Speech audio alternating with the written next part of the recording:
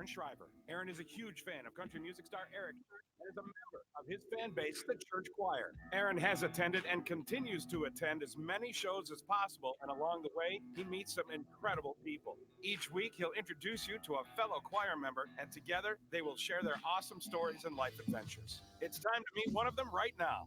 Ladies and gentlemen, here's your host and choir director for the Gainin Fast on Memphis podcast, Aaron Shriver. What is up, everybody? It's gonna be such a good night.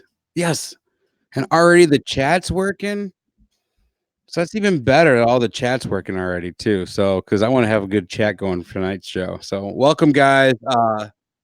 Thank you guys for tuning in tonight. It's gonna be a good show. We've had a really big buzz about tonight's show, and I think that makes it even a lot better. Just yeah, it's gonna be a lot of viewers tonight. Look at them all coming in.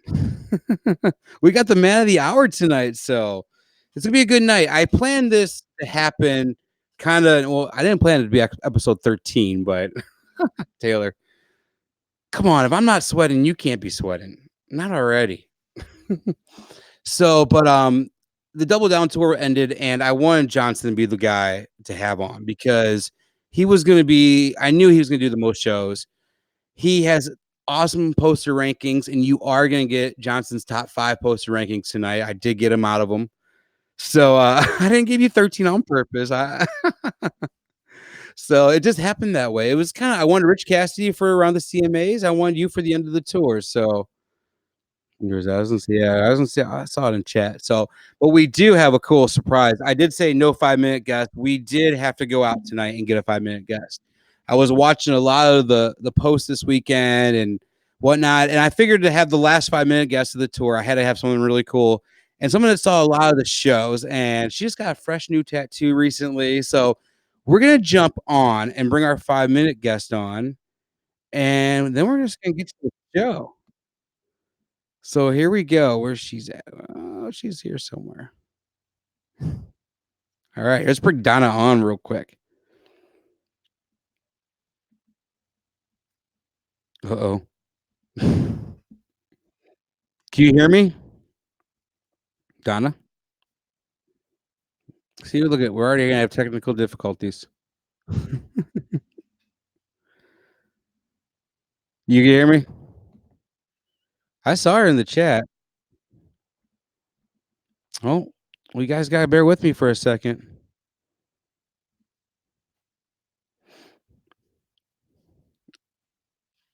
Where is she? Hey Donna, can you hear me?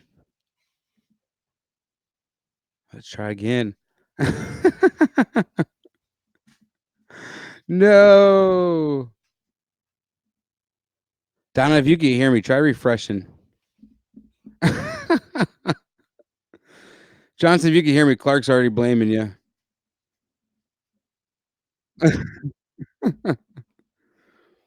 Well, guys, I had Donna come on to be our nice 5-minute guest, but everybody's blaming Chris.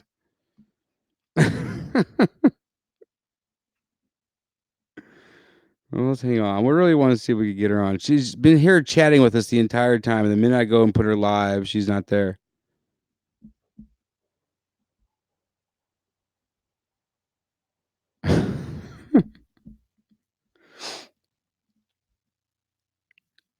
Oh man, these comments are awesome tonight.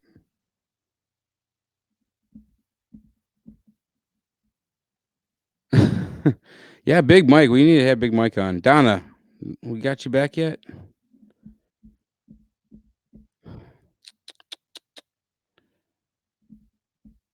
Right, Lee? You gotta love them. And every week it's something new.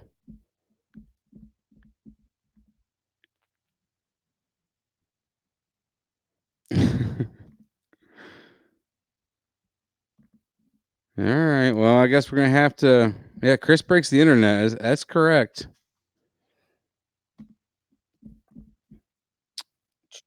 Let me try to boot her and have her come back in.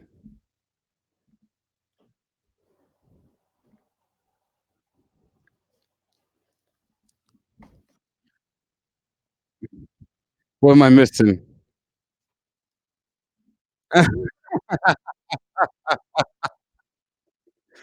You're probably right, Charlie. I'm gonna see if we can get her back on real quick, but she is probably way.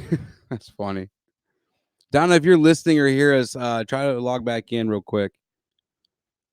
I'll try to send her link, but that is funny. All right, guys, we're gonna try it one more time with Donna. If we could get her in, great. If not, we're gonna move to the main guest because we have a lot of viewers. We have a lot of people waiting to hear our main guest, and I want them. We gotta jump on that soon. Let me give one more shot.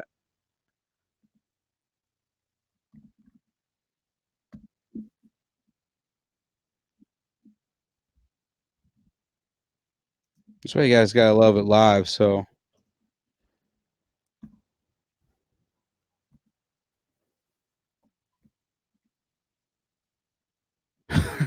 strawberry, man, I'm telling you, right? You can actually understand me.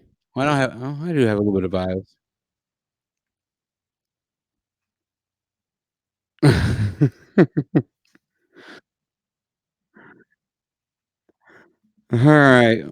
All right, Donna, you got 30 seconds. If you don't, we can't get you back here. All right. Okay, I had a lot of cool pictures. So you guys want to go? Let's look at some pictures and see if she comes back.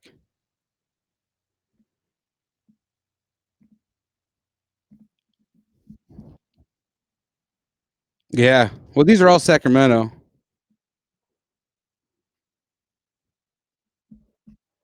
All right. Well, guys, unfortunately, I think I'm gonna probably have to pass on Donna tonight because I don't know if it's technical difficulties or what happened. Man, that stinks. I was really looking forward to having her on tonight too. All right. Well, we're gonna go ahead and just bring on our main guest, right? Is that what you guys are all here for? There's a picture up there already. Thomas said the circus is in town, so we're gonna go ahead and hide me for a minute. Me.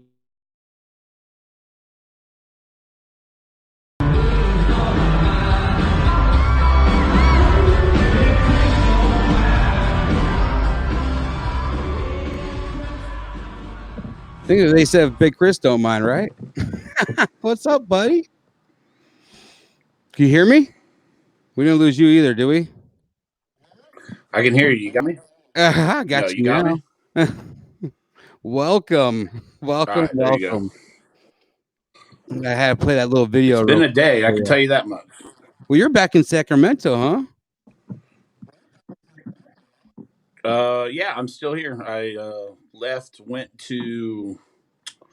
drove back to Salt Lake on Sunday, and then Monday drove to Boise, then yesterday back over to California, and now I'm stuck here because the snow has me trapped. You can't cross the mountainside. Oh, hey, we might hold on. We might have a surprise guest. Not a surprise guest, but hold on. Oh, look, she made it back. Hey, There I she just is. got So on you're my gonna hang out phone. with both of us for real quick then. That's awesome. Thank you. So everybody, this is Donna. She was in Sacramento and many other shows this tour, and I kind of wanted you to come on, and I gotta bring your graphic back now, but give us a little 5-minute update of Oh, the Sacramento tour this weekend. oh, it was fabulous. People always ask me which show was the best, and I always say it was the last show that I saw.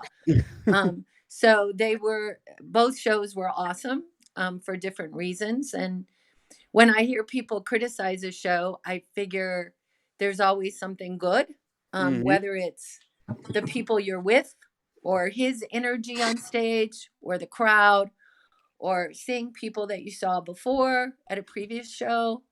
Um, Friday, we took a virgin. I brought a friend from St. Louis who was tired of hearing me talk about Eric Church. So I brought her to the show. We had 2 extra tickets, and we brought another girl down from the nosebleeds, and they had an amazing time. So that was fun. I got to chat with all the folks in the pit line Friday night. That was fun. The Saturday show was phenomenal. absolutely phenomenal. You know, it was Taylor's 100th show, Yeah. right? Congrats, Taylor. Yeah, it was amazing to be there for that. The elusive club. Yes, yes, it was amazing. So we need 100 show patches now. Oh yeah, that's a great. I mean, I'm far We from do. that though. I would You're gonna never. get it though. How many did you do this tour? I did 17 cities, 27 shows. Wow. Which What about it you, was. Johnson? Where'd you come in at? I have to go back and look. Like I said, I got my notes, but I'm on my phone, so I can't look through them. I want to say Wow. 36 Wow. shows. I'd have to count the cities. I don't remember. It was. I came in around 19. You know how it is. All the Yes, weekends they start do. running together. Yeah, they all They start do, running but together at some it point. was I've never done anything like this before, and it was Mhm. absolutely phenomenal. It was just a phenomenal experience, and I think a big part of it really is the community. I was thinking about it the other day, how there are a lot of great performers. I mean, I've seen Billy Joel, I've seen Bob Seger, I've seen Rob Thomas, I've seen Bruno Mars, right? Mhm. But I've never Rob Thomas. Yeah, Rob I heard Rob Thomas Thomas. is awesome. Well, But my I've favorite. never asked the people next to me for their contact information, you Mhm. know? And this is just so different. I mean, you get He's to know people. It's amazing. It was an from amazing. my city. What am I hearing? Johnson's trying to talk. Oh. Johnson, I think your connection's going in and out a little bit. Oh. So the other thing, of course, is No, Eric Church kissed I'm not- my hand. I just want to point that out. He kissed Mhm. my hand. So, yeah, it was awesome. Well, that was amazing. So when's your next show? Well, I have tickets to Dublin. Oh, wow. So, I've never done a festival before, so I'll Mhm. need to talk to you guys to see what that experience is like. So, Well, you're gonna have to come back and report back on that. You want to come back next year as a main guest? I mean, with all those shows, you got to come back on as a main guest next year. oh, I would love to. I have a ton of great stories. I'll send you over some dates, and we'll definitely get on the calendar for 2020. Awesome. Well, I think I got like 12 dates left or so. So one of them has your name on it. Awesome. Thank you so much. Thank you for coming on, chatting with us for a few minutes tonight. Sure. We'll talk to you later. Talk soon. Love you. See you later, Chris. Donna. Thank Love you. Love you, Aaron. Bye. Hi, love you too. Bye. All right, that was Donna. That was awesome. So welcome, man. Come back again. Nice little intro here. This is Mr. Chris Johnson. If you guys don't know, we do have a lot of viewers tonight, so I figure let's go ahead and throw up. I love this picture. Where is it? Oh, come on. Your fierce looking picture with that beard, man. I found a picture. Let me do a side by side here. I'm nothing special. and Donna's Donna's awesome, amazing. by the way. She's great. Side by side. You gotta tell me how long apart are these two photos? Like, hey, it's golf season, bitches. I think you were on like a 10-second delay between the two of us. I can't see the second one.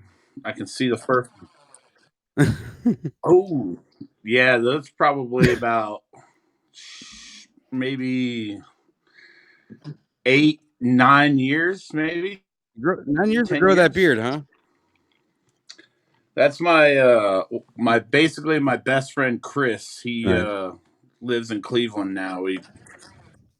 I used to grow not much facial hair back then, just living in Cleveland. We went to school at Miami together, and we're still good friends.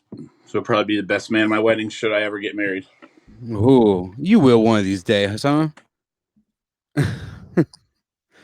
Oh man, golf season, huh? That's down memory lane. Yeah, I found that picture earlier. I had to pull it. All right, let's see. So, where did your journey begin? Yeah, Where was your first? Oh, are you there? That's.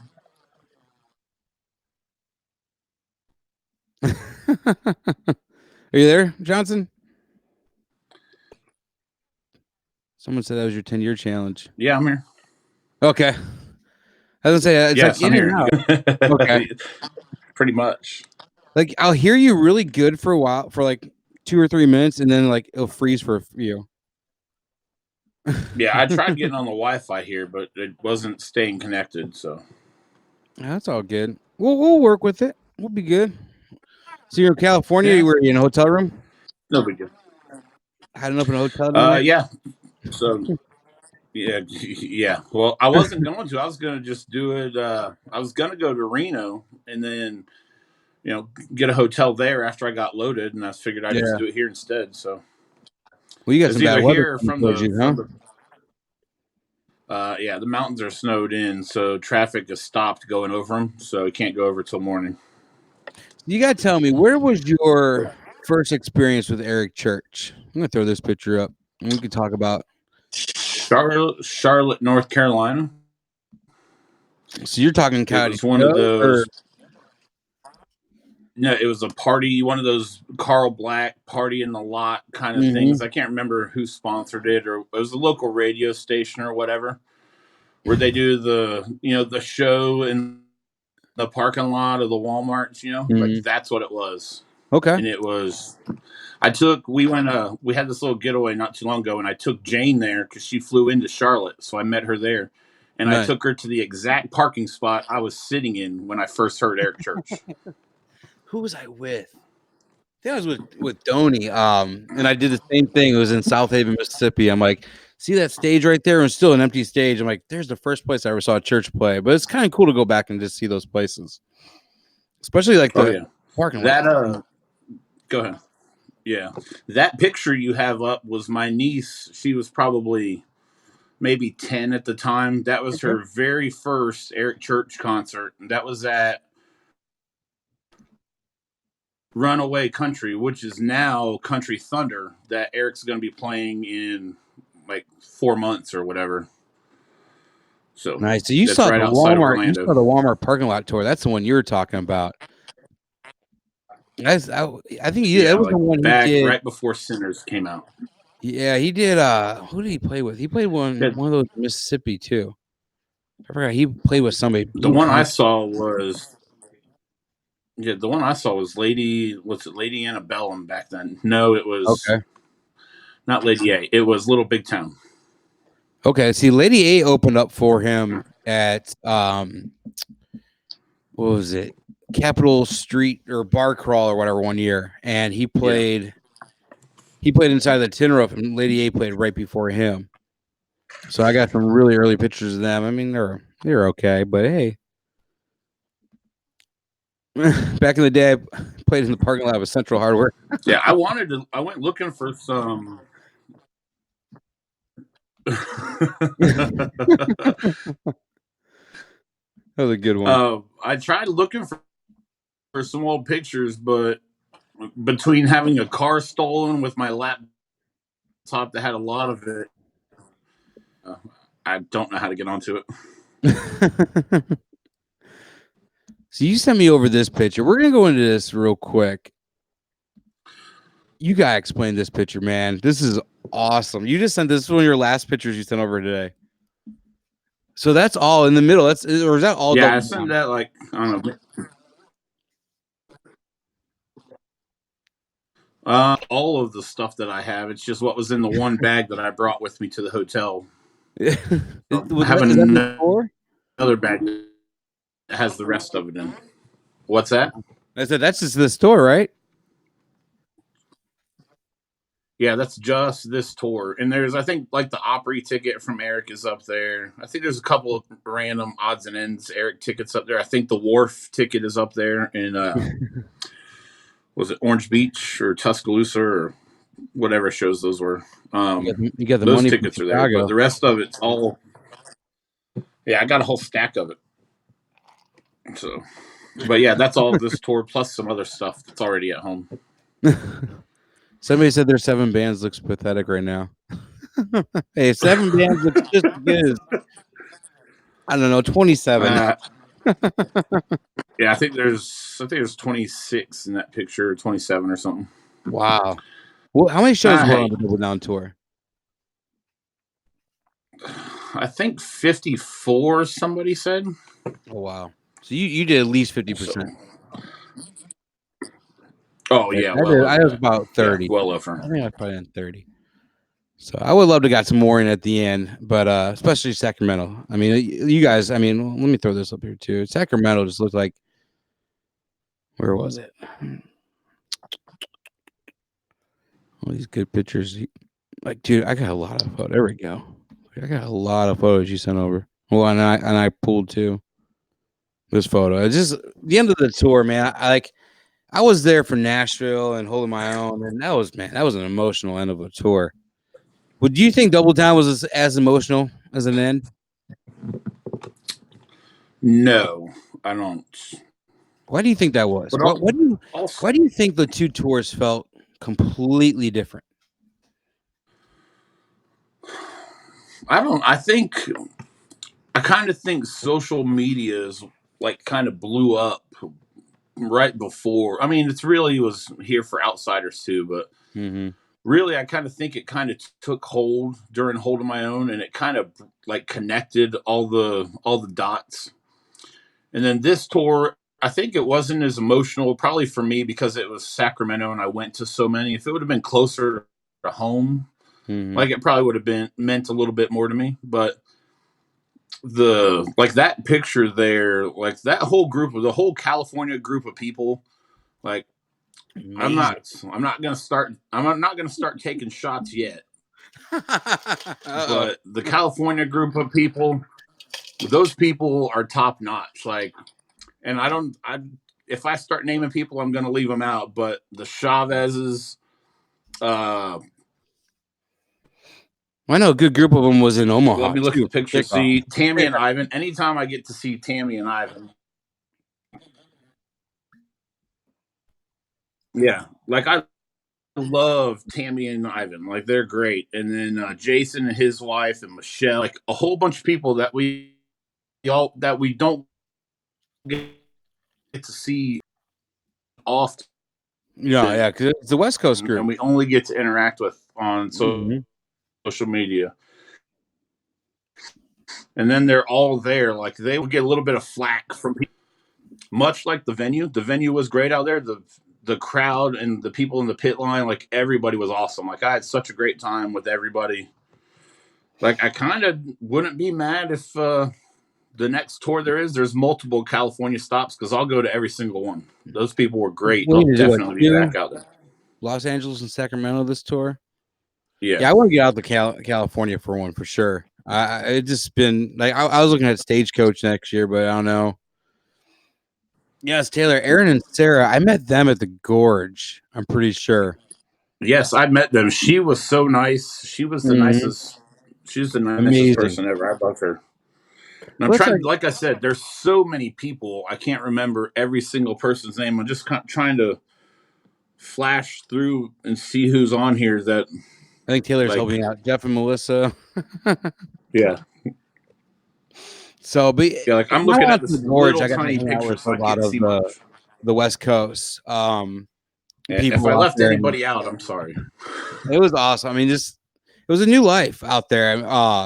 This is a new crowd, and I like it. I like Yeah, it it a was great. lot. We were out there. We were hanging out in the line with Jeff and Melissa the whole day, and they had their daughter was I think 17 or 18. They said, and it was her first church show.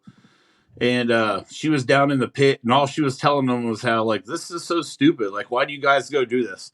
And then she was right at the front, like normally where we stand on our side, she was opposite side from us.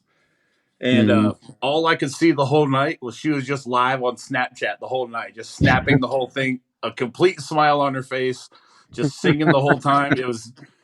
She looked like she was Loving having it. the best time ever. And it was to watch moments like that with other Yeah. people is really makes waiting in line for 10 hours worth it. What was your best moment of the Double Down tour? If you had to pick one moment that kind of tugged at your heartstrings a little bit, what was it? One moment. Mm-hmm. If you had to pick your one moment for the Double Down tour, When Nissan Stadium, when the crowd was dark, and then what is it? What do you have with Drowning Man, and the Mhm. lights come up, And from where we were standing, me and Taylor and Nina, everybody, we turn around at that moment. Normally, like, we're watching it play, and then I scan over to Driver and them when I'm doing lives. Well, when that came on, I was watching him, and then I turned around to make sure we could see the stadium when it lit up, and the whole stadium illuminated at that 1 second. That was the moment. Like, the show and the journey and the 15 years, like, it wasn't about anybody, like, it was about all of us. Like, not him on the stage, not management, not the crew, not the band.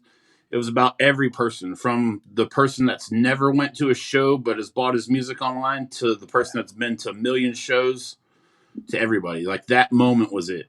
Me and Taylor, I turned around, and me and Taylor just had tears running down our face. Like, it was, I that think I was had the the moment. same thing. I actually sat with Sweet Caroline up all the way up top and at Nissan, and just the moment when he took that stage and seeing everything and looking out and seeing the natural skyline and everybody down the pit and just seeing everything. It was it felt really good that it was a moment that everybody felt we accomplished something, getting that 56,000 plus in a stadium. Yeah, like, it was validation for everybody. Like, not just him getting to experience that moment, but for us struggling. Like, after Blood, Sweat, and Beers tour, when some of those shows had very bad attendance, and a lot of us looked around and we're like, I don't know if this is going to last. Like, I don't know if he'll ever be back here. Further back to the back wall in these arenas. Like, I know, like, I went to Center in Hoffman Estates, Illinois, and it was like a half arena. Yeah, I went to the one in South Florida where the Florida Panthers play, and it was basically set up at center ice, and there maybe were 5,000 people there, maybe, and that's pushing it. Oh yeah, and that was Blood, Sweat, and Beers tour, and like, there was a time, like, during that tour at some shows, like, I thought, like, we could be seeing the end of this. Yeah, Luckily, there was it didn't happen. If he keeps shooting himself in the damn foot now. Yeah. We're gonna get to that though. We're definitely gonna have some fun with some of those controversy topics with church. I got a couple of them wrote down for you. He loves shooting himself in the foot. He but, does. I mean, there's no pussies in the Hall of Fame. Yep, he doesn't care at all. So let's talk about this picture that we're showing real quick and how cool of an experience this was. So, I mean, I got to come and hang out with you much later. I mean, that definitely looks like you and I are hanging out at the homeless camp, but that picture by like 4 a.m. when I came strolling by. But yeah, I look homeless. Came out. Sure. Well, how was that moment? It was kind of surreal as it was happening. There's funny stories that go with that. Like, and Taylor will be on next week, so she'll give you some of it too. But we like, I was just sitting there facing the direction in which they were coming up, and like, I told Taylor, I was like, "Hey, there's Eric." She's like, "No, he's not." I was like, "No, there's Eric." She's like, "No, stop it." And I was like, "No, seriously." Like, there's Eric. And she turned around and she said, "Oh, no, no, no, no, no, no, no, no." And she started covering her face, freaking out. Oh, it was so funny. And then Jane was sleeping, and we woke Nina and Taylor woke Jane up, and like, Jane, like, just kind of stood up, like, didn't really know what was happening. And then she realized it. She freaked out. And after we played it back in our heads, like, we thought maybe we just should have let Eric wake Jane up. Would have been a lot better. My God, that would have been hilarious. Oh my God. Could you imagine? She would have flipped. Could you imagine? Oh, she would have freaked. It would have been great. So, but it was cool. He just he came out and just talked, and he was out there for a while with you guys though, right? Oh yeah, it was about 30, 45 minutes, something like that. So he brought us a bottle of Jack out. And he was just really just bullshitting, like, just talking, about shows we've been to, and, talking to, calling, it was funny. It was like one of you guys is hanging on the pit line with you guys. Yeah, Pretty much. basically that's what it was. And like thinking back on it, I wish we wouldn't have stood up and walked towards him. I wish we would have stayed sitting down in the seats to see if he would have came over and just grabbed a seat and sat down with us and hung out for a while, because that would have been way more fun. Yeah. But That's it was good. And it's Matt Hardy was there, and Matt Hardy, after he left, he's like, man, that's really cool. He's like, you know, he called Taylor and he called Nina by name, and then he called you by name. Like, he said, Big Chris, how you doing? Like, and Hardy was like, it was kind of cool because it takes you back to the old days, like you know, when Marshall was still doing merch. Yep. You know, and you know, Eric knew who everybody was. It kind of took you back like to those days, so it was kind of cool. Clark. It Wasn't was that Clark, Mr. Church Night too? yeah. Yeah, we're standing there, and Clark's never met Eric, never took a picture with him or something, and Tara's like saying something to Eric. She's like, hey, do you mind if this guy takes a picture with you? And Eric's like, yeah, sure. Like, that's pretty much the only picture that was taken was Clark's picture. Like, the security guys kept telling us, like, no pictures, no pictures. I guess they just wanted it to be like kind of a private thing. Yeah. And then and then Clark walks up as he's going to Eric, and he looks at him. He's like, he said something like, thank you so much, Mr. Church, or something like that. Taylor says, I love you, Mr. Church.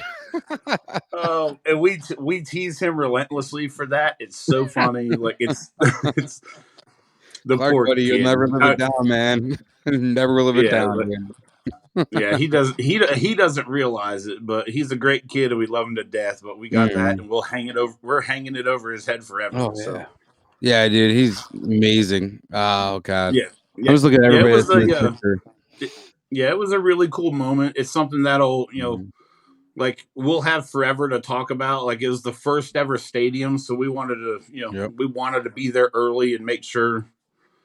You know, we wanted to, honestly, just wanted to make sure that when the lights came up on Saturday night, he was able to look in that same spot where he looks every single show and sees the same exact familiar faces. Yep. And he does it just like the video I played to intro you. I mean, when he points you out and says, Big Chris don't matter, Big Mike in some cases, but I mean, and he'll point people out all the time, man. And I love that for him, because he's never, as big as he's gotten, he's never changed one bit. Because all these people, we'll get into the awards and everything else. People bitch about he doesn't get these awards, but I don't know if Eric wants them as bad as we do. I think Eric wanted Entertainer of the Year this year because he knows how bad the choir wanted Entertainer of the Year. And I think that's the only reason why he wants it. I don't think, other than that, he just doesn't care. Because he wouldn't say the things he had said. Or, he really didn't say much. About the whole Garth controversy, if you want to get into that real quick. He didn't say much. If you're looking at the line of the song, I don't think Garth did it this way. If you look at the song, I don't think Waylon did it this way. You're comparing Garth to Waylon? Or I don't think Hank did it this way. So you're comparing Garth to Hank? That ain't a bad comparison. Yeah. Yeah, I didn't, honestly, I was there and I didn't even catch it until the next day. Taylor brought it up. She's like, "Do you hear Garth said that?" I was like, "No." She basically said it, and when you hear it back, like, is it a shot? Yeah, it's a shot, but it's not a punch in the face. It's more like a friendly push on the shoulder. It's in the moment to get his crowd fired up, and Church has been doing that since day one, dude. You've known that. Church was always looking for the next thing to get his crowd fired up. And by saying that in that line, whew, man, it lit a fire but everybody's butt.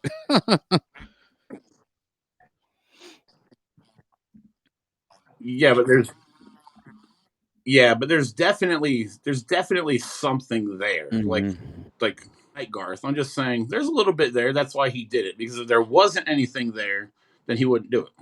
I loved Garth's response, though. It was typical Garth response, but the best part was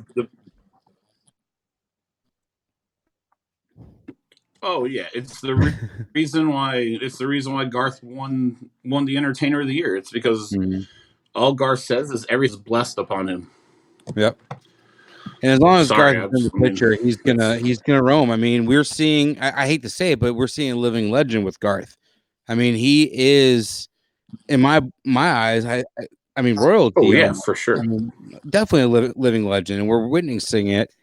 And the day that Eric Church beats Garth Brooks out for Entertainer of the Year, it's going to be phenomenal because it's going to happen. It's going to happen one of these days. Eric just has to think of the next best thing. What's he going to do next? So where does he go after the Double Down tour? What do you think happens from here?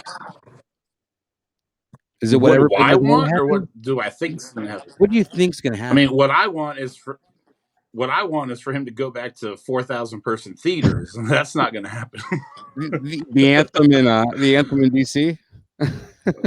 Dude, that venue was insane. I love that place. It was great. Oh gosh, that was great. That's another one that I Dude, it was really perfect. wish The whole venue, everything. I wish I would have got there for that one. But yeah, where does he go? Yeah, I mean, honestly, and I was thinking about this today. I didn't talk to anybody about this. Honestly, I would love to see him do the Double Down again. But I wouldn't like to see him do it himself. I'd like to see him bring an opener, but have a different opener on each night. Huh? And then him do a 2-hour follow-up to it, and then... Who would Chris Johnson right have now? open for him? Yeah. If he went out in the 2020 Double Down tour, who would be the openers each night? But like for a whole tour, or just a group of 2 people openers, I would have one for Friday, one for Saturday. Because I wouldn't do like a whole... Oh, you would do... for the whole tour. You would do... Cadillac. Yeah, I would do like... if you're going to do East Coast, you do some people like 4 cities. You know, you get it, Atlanta, Orlando. You know, that's how I would split it up. But if I was going to have just 2, Cadillac 3 would be one of them for sure. Okay. And then the next one, I really don't know, man. There really isn't. I think, honestly, Cody Johnson, maybe? That'd be a good one. I know I'm playing favorites, but I always thought Tucker Beathard would be a hell of a good opener for Church. I don't know why. I just think he'd be This is their songwriting together. I think he'd be a hell of a good opener. Yeah. So. All right, Clark. Yeah, but yeah, if I was doing it, I would do. Yeah, I would do a lot like he did on Outsiders Tour, where he just had different people all around the country, you know, do select dates. That's how I would do it. I love the Outsiders. So Clark wants to know, what does Eric have to do to win Entertainer of the Year? In your eyes, what do you think he has to pull off? He has to hit it when everybody else is having a down year. Or do you think he has to quit shooting himself in the foot? Well, I mean, that too. I mean, yeah, I mean, when you sending your band home an hour before you hit stage on country music's biggest night or whatever. Yeah. And then you run and do a 25-minute set of 19 different songs or 18 different songs. Like, what do you think's going to happen? Like, I mean, that's the stuff that you get paid for. And you also got to think, like, Garth does interviews, and he does a lot of them. And Eric does no interviews. Well, when I was talking to Rich Cassidy last week, and we were talking about it, and he didn't really want to touch on the Entertainer of the Year category. And that was mainly because he even said, he goes, I looked at my call sheet for Nashville, all my radio stations in Nashville right now doing all the interviews. I look at the call sheet, and Church is nowhere to be found. But every other candidate or nominee in the Entertainer of the Year category is showing up. But no, Church is nowhere. And I think that hurts him. I mean, he did one interview with Bobby Bones. I mean, I don't know how many months ago, but that's really all he does. He doesn't really. He did one interview with Bobby Bones the Monday after the Nissan show, and they literally talked about the show for like 2 minutes, and then it was just about a bunch of other getting fired off the Rascal Flatts tour. Oh, that's Bobby Bones. Which I have this. Yeah, I have this conversation with Taylor all the time, and I don't have any problem with it, and she agrees with me. Like, what happened to him is the same thing that he would do to somebody else if they did the same thing he was doing. Oh yeah, I agree. I definitely agree. Everybody likes to, shit on Rascal Flatts, and Rascal Flatts didn't do anything except fire a guy that was being disobedient. If he worked for your local pharmacy, you would do the same thing to him. And they told him, they told him exactly, hey, you got this, you could play this many minutes, this many decibels, you can't use these ramps. Man, Someone saying the triple down tour.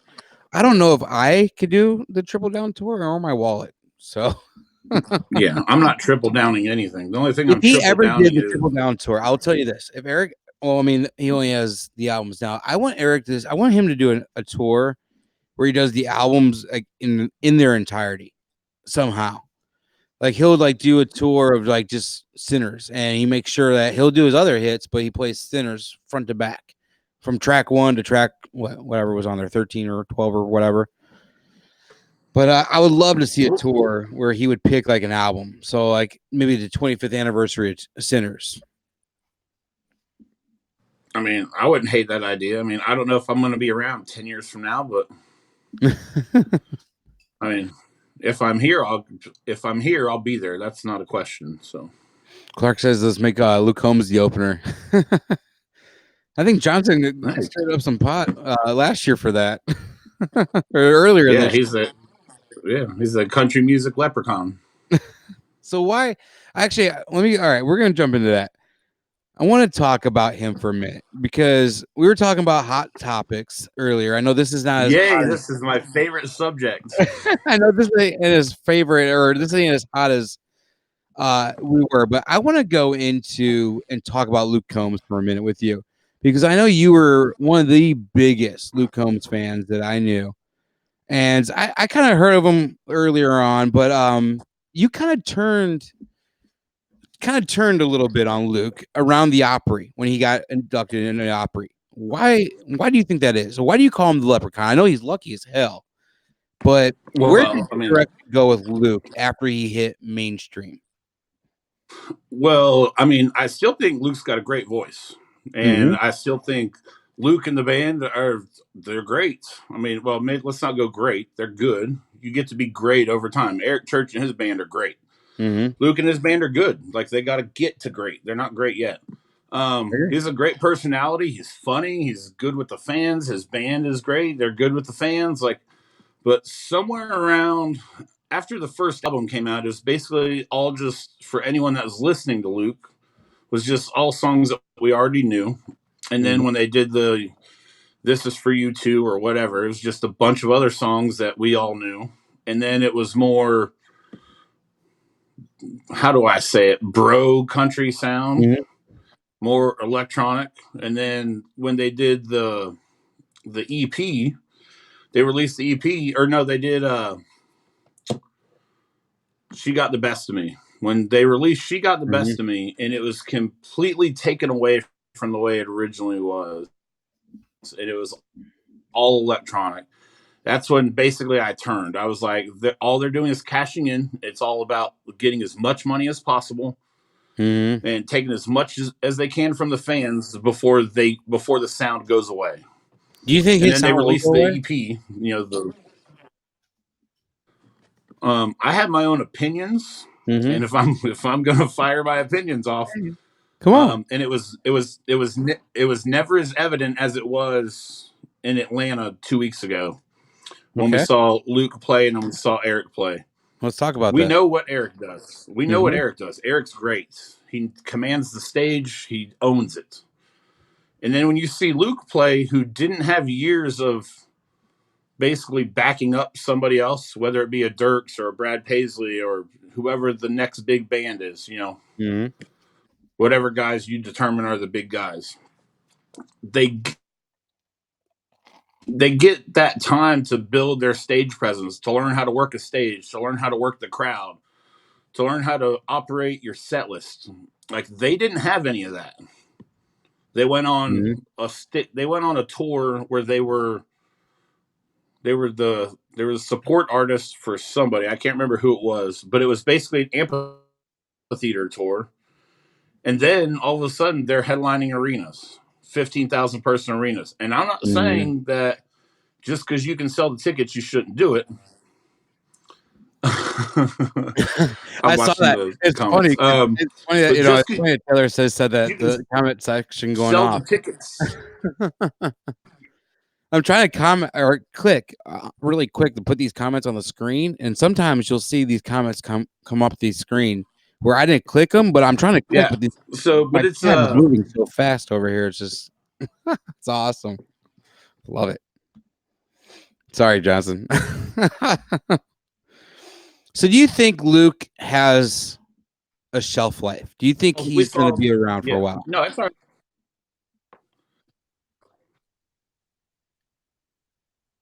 I do think he has a shelf life. Okay. And I think they know it too. That's why I think they're cashing in on it. Okay. They're getting he's at the top of his game right now. Much as they can, as quick as they can. I mean, you know, he's a multimillionaire. I think I don't know. My opinion, there's probably people right now that are probably watching this named Andy that's probably going to start getting texts from Luke's management about why does he say bad stuff about Luke, but I really don't care. So it's just my opinion. I mean, I love, like I said, 99% of all Luke fans can say. Mm-hmm. But I just feel like they're chasing. When you're chasing, so I think do you they think did he's the same thing on chasing this it, album or they do you just put out. think They he's released. being thrown into it? I think he's being thrown into it. So I think they went with they released the EP. The EP was all bro sound, and then they released the rest of the album, and the rest of the album came back to the country sound, like they were chasing Brooks and Dunn. But it's almost like they listened to people when they started talking about the EP, and they said, "Oh, this is too electronic and too much bro country." So then they said, "Oh, okay, let's go the opposite way and let's go chase 90s." Doing it for them, they're doing it for what's going to appease the fans. And when you start doing that, you're going to start sitting with the fans. You there? Am I dead? No, I hear you. Somebody kill me. Hear you. It was taking a few seconds to catch up, but I was hearing you. I thought Luke.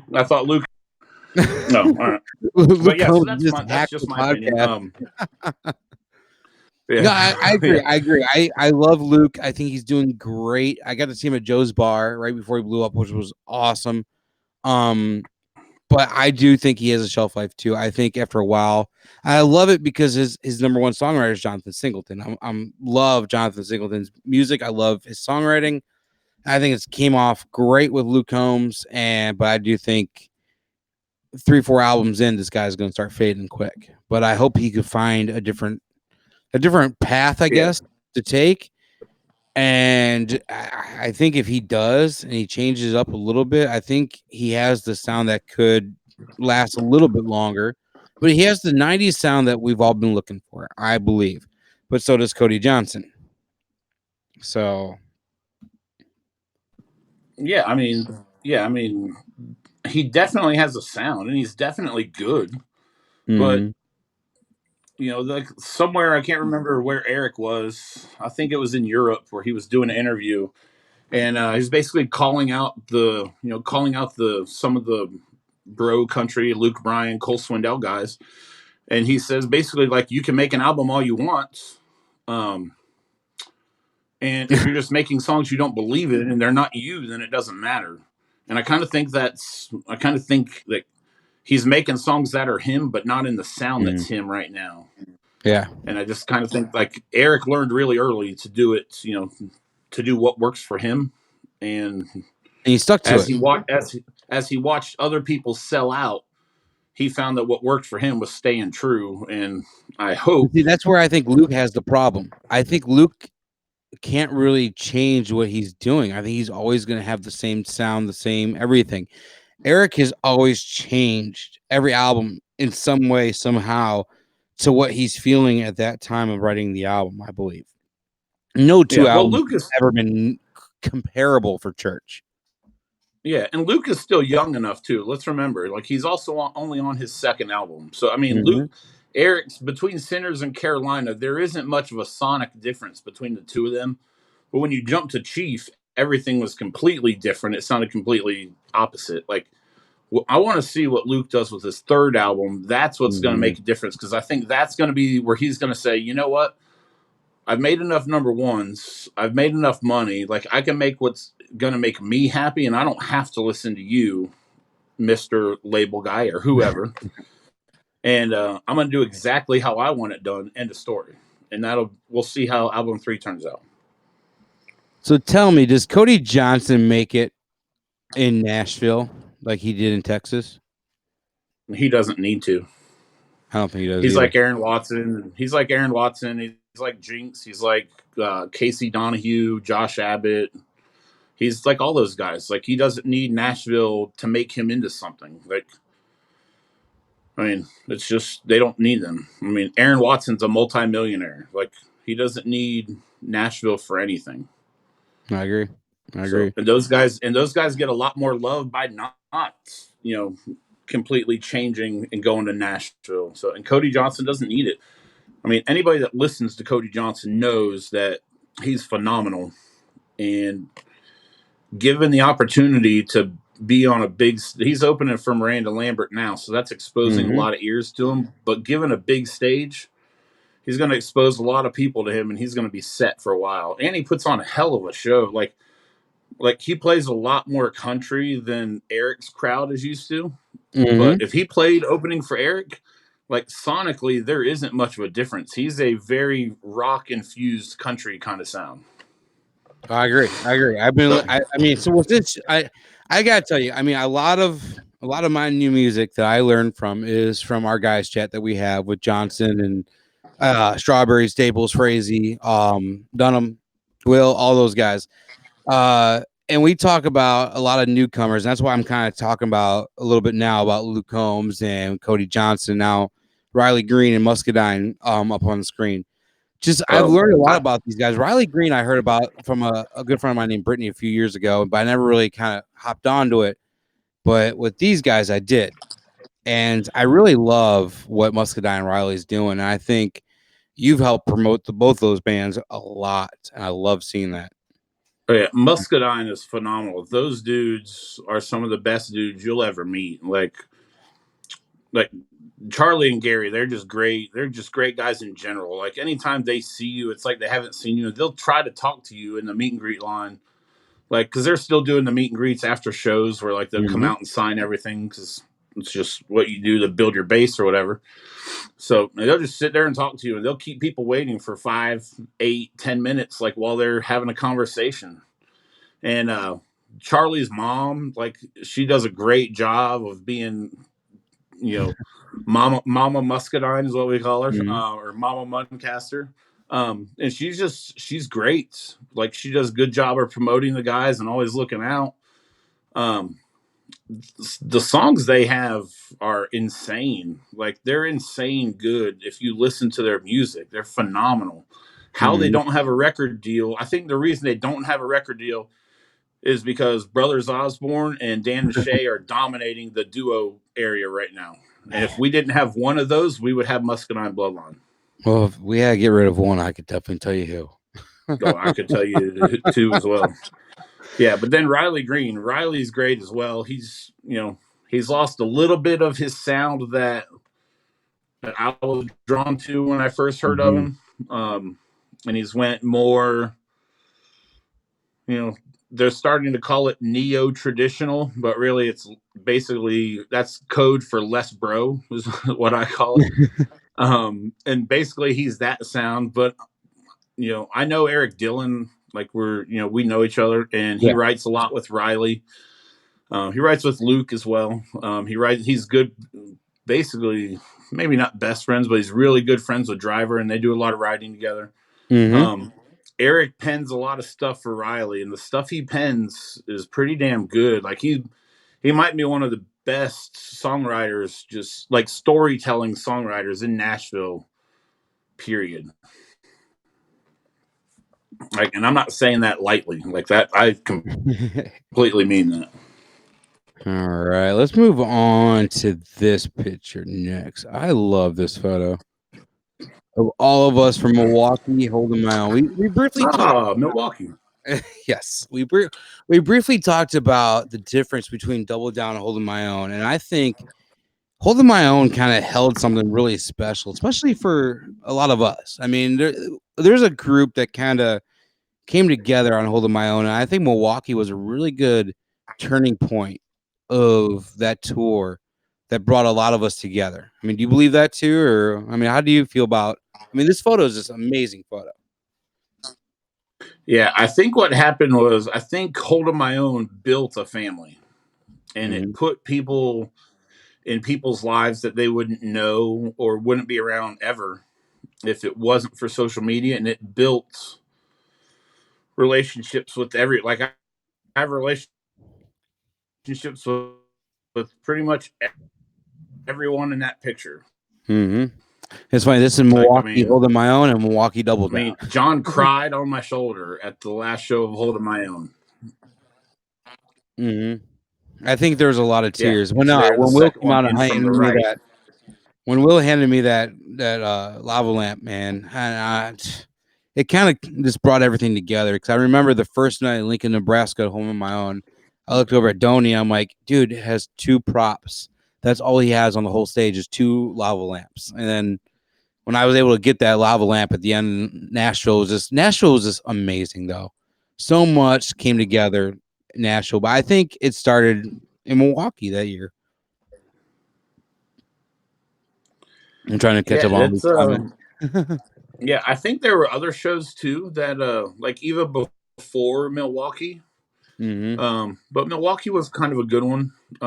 Chicago that year was a good one Yeah, as well. I'm trying I to think remember of that one. other shows before that. South Haven. I think South Yeah, Haven was a good one too. yeah, South I Haven love. was really good.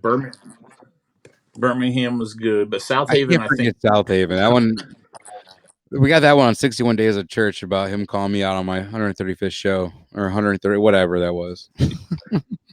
Yeah, well, that's where you made your sign, and that's what the name of this podcast is. So. That is true. It hangs above my head back here. And so I had a good friend make that sign for me. So we're standing in line, but it will never die. So I know you have a lot of viewers tonight. And one of the things I love about Chris Johnson. Milwaukee was good. So yeah, we have tonight was probably I hope my stuff's not freezing up. You can hear me, right, Chris? Yeah. Taylor, I can hear you. terrible. Okay. So as a lot of you guys know Chris Johnson, no, he is great for controversy at times. And at times it could get him in a lot of trouble, but at times Chris Johnson is also one of the smartest men I've ever met. And if I ever had to get in an argument with this guy, I would probably just throw in the white flag right away because I know I would lose. Because Chris Johnson is probably the most street smarts guy, book smarts in a way.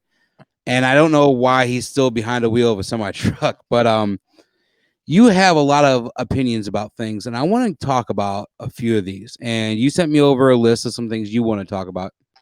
Some people are calling it your agenda. But let's talk about Chris Johnson's topic is what I want to know. I want to know about Chris Johnson's topics tonight. Strawberry. My topics? Yeah. I mean, you sent over some stuff you wanted to talk about, and I want to talk about what makes you Chris Johnson, because I know you've probably been kicked out of I don't know how many Facebook groups, and you've been censored for things that you should have never been censored for. And people love you and people hate you. And I want people to know who you are, though, because you are opinionated. I mean, you could be political at times, and people don't like that. But what makes you Chris Johnson? And let's talk about these topics that you have. I want to talk about pit etiquette. I mean, I can't talk about pit etiquette. I'm just gonna pull them up then. Okay, yeah. You send me a list of them. Yes, please. Let's do this. Let's talk about pit etiquette. Yes. I'm telling you, I want to make it your night. Oh, okay. Pit etiquette. There's this, so if you guys don't know, Chris Johnson goes to a lot of shows on the Double Down tour, and he's there early, waiting in pit lines. And some people don't like the things maybe he does or he doesn't do. I don't know.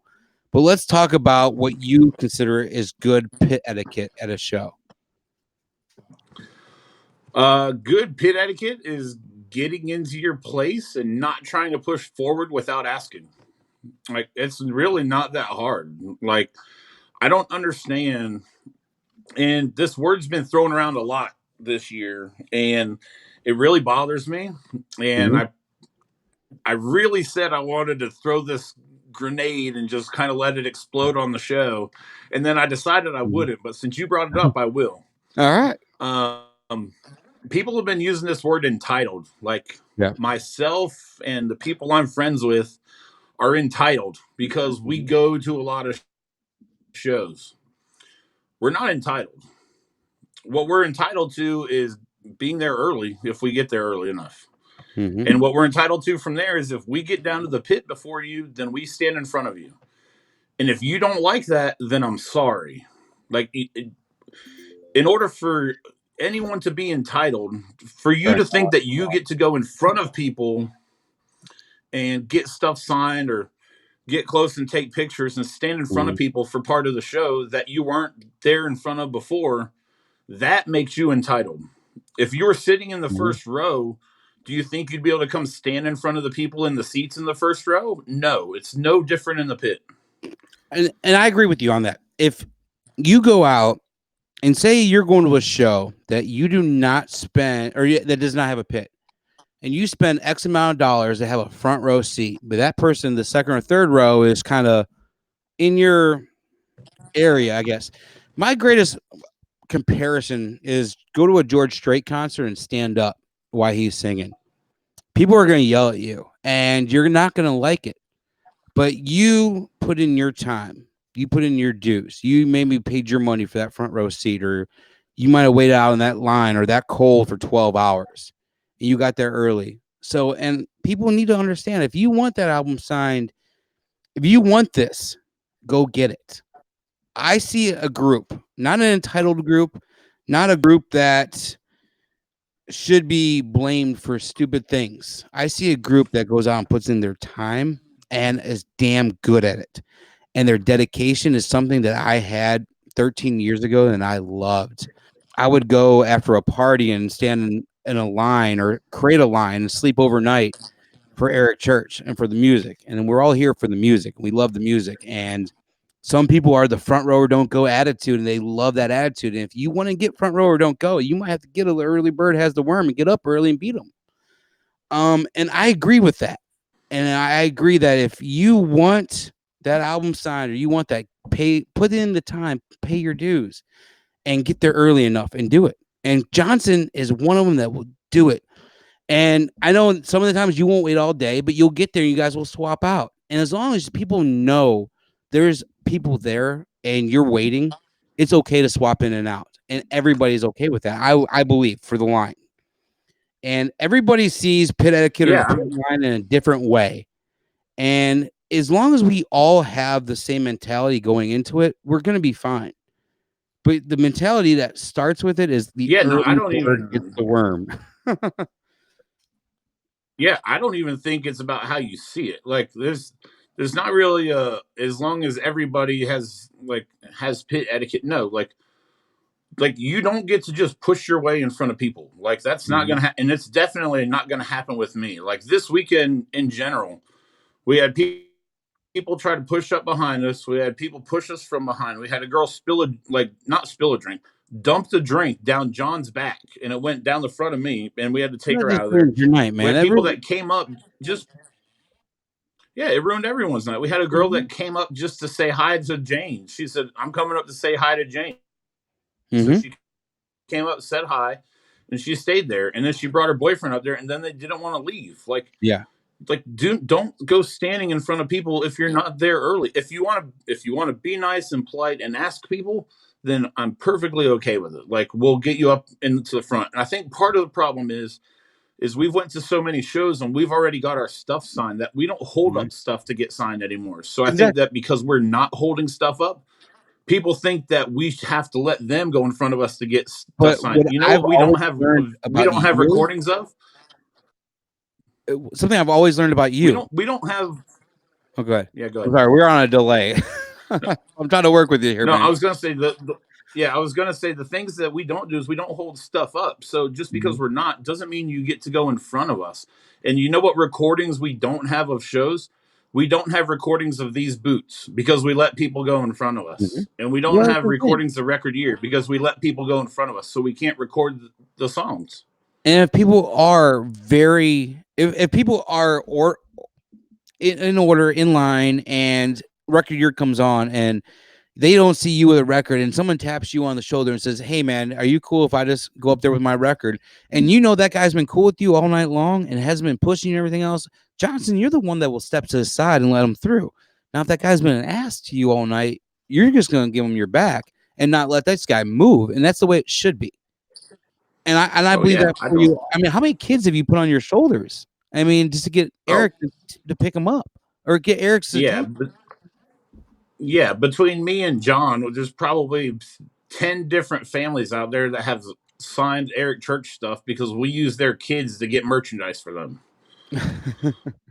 Like, it's ridiculous. No, man, It's ridiculous. And you have a that's huge heart. exactly what it is. I hate saying it that way. I hate saying it that way, but that's exactly what it is. There are parents that go to the shows and they use their kids to get merchandise from Eric because they know Eric will sign it for them. And the kid is Mhm. sitting there and doesn't know a single word to a single song. I I'm agree. sorry. I mean, That's I'm probably just ridiculous. lost a lot of people, but I agree too because I saw this in the autograph world. For a while, I still collect a lot of sports memorabilia, and we would go out there early for the Chicago Cubs year they won the World Series, and I would see all these. They would call them graphers, and they would be out there, but they would bring their cousins or their brother's kids or their nephews or they bring these little kids that the little kids didn't even know who the Cubs were. They were like 4 or 5 years old, but they knew the players would stop and sign their ball for them, and then they would put it on eBay that night. And I really Yeah. hope this isn't the same case when it comes to church because his eBay game is so strong, and we see that every day running the joint.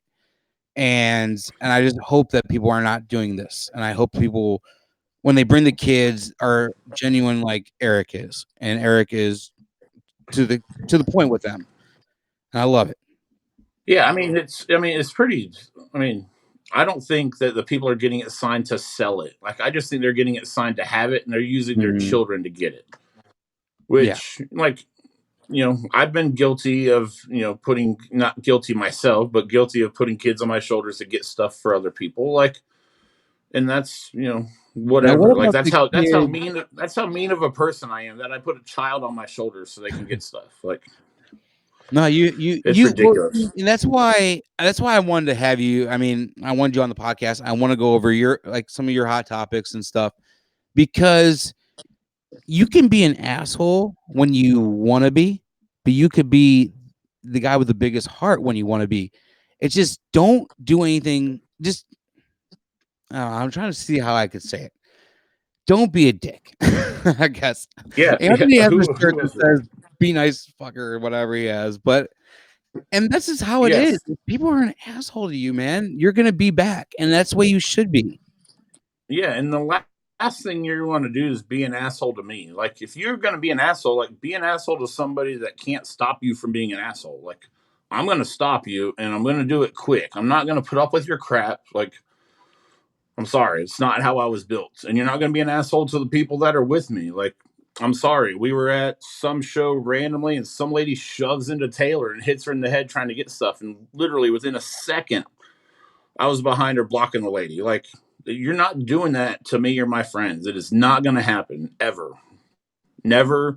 And if you're watching this and you want to try it, go for it. It's never going to happen. I won't let it. So, all right, I'm trying to Ask read. and be polite. It's not hard. Be polite. Melissa has a comment in the chat. Melissa McMillan. You know who she is from out west? I know the name, yes. Okay, so apparently you called her a snowflake one time because you have called a lot of people that in the past. Mm-hmm. But she wants to know. All right, I'm gonna read this word for word, and let's just get your opinion. I mean, honest to God opinion, and this is a good question to ask. She says, "Can you ask Chris why he does things like he did to me? I told him how awesome it was that he was able to go to so many shows. I said I would like to do that for one day when I can afford it.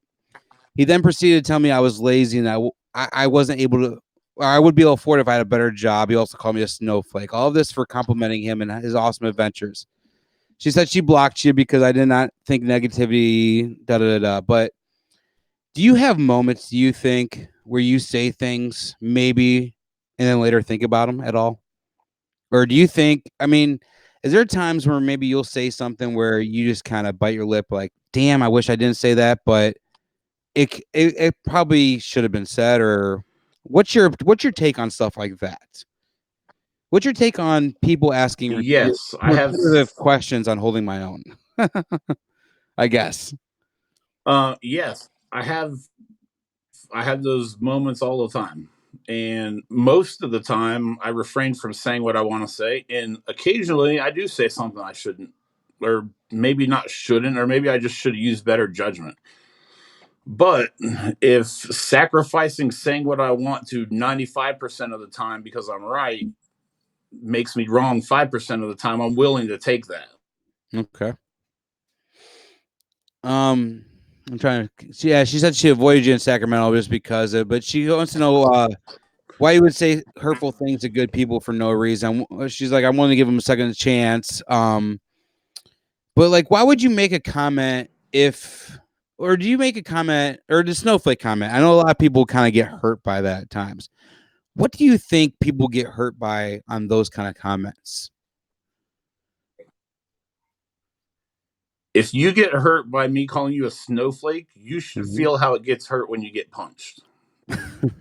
Like, that's like someone calling you a snowflake does not hurt you. And if that hurts you, like, that's a you problem. And I can almost guarantee, because this happened at the beginning of the tour as well, I can almost guarantee the comment wasn't, oh, I'm so excited you guys got to go to so many shows.